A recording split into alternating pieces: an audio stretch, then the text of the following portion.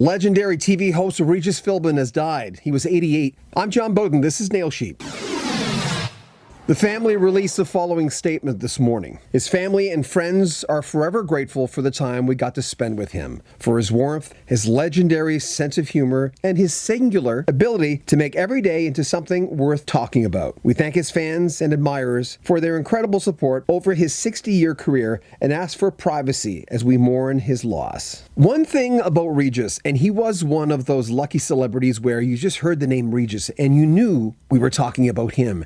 He was self-deprecating. He could make fun of himself, and he seemed to enjoy it. He was always in on the joke. Loved watching him on Letterman, and really loved when he was overstating what he had to say. It became almost a tick to me to talk to my wife sometimes like that, of course in jest. Let's look back at his career. He was born Regis Francis Xavier Philbin, August 25th, 1931. He's been called a lot of things, but certainly the most accurate, the hardest working man in show business. He actually holds the title for most hours on TV via the Guinness Book of World Records. He graduated from the University of Notre Dame. And before his big start on The Tonight Show, in the 50s, he was in the Navy. He was Joey Bishop's sidekick in the Joey Bishop Show, but his biggest spread was on the Regis and Kathy Lee Show. They like to poke at each other. He was on Who Wants to Be a Millionaire, $1 Million Password, and the first season of America's Got Talent. He was born in the Bronx. His father was in the Marines. Regis had a Catholic upbringing. For me, Regis, more than anything he did,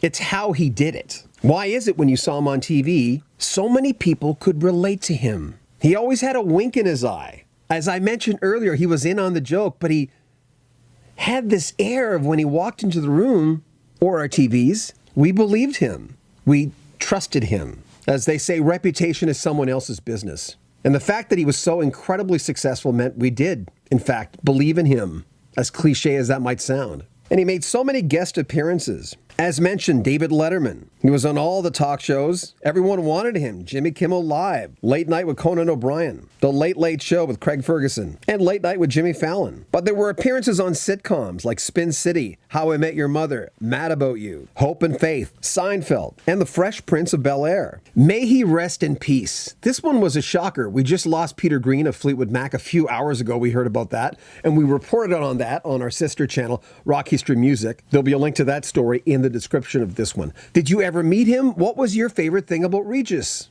Favorite TV shows? Favorite game shows? He covered a lot of real estate in entertainment.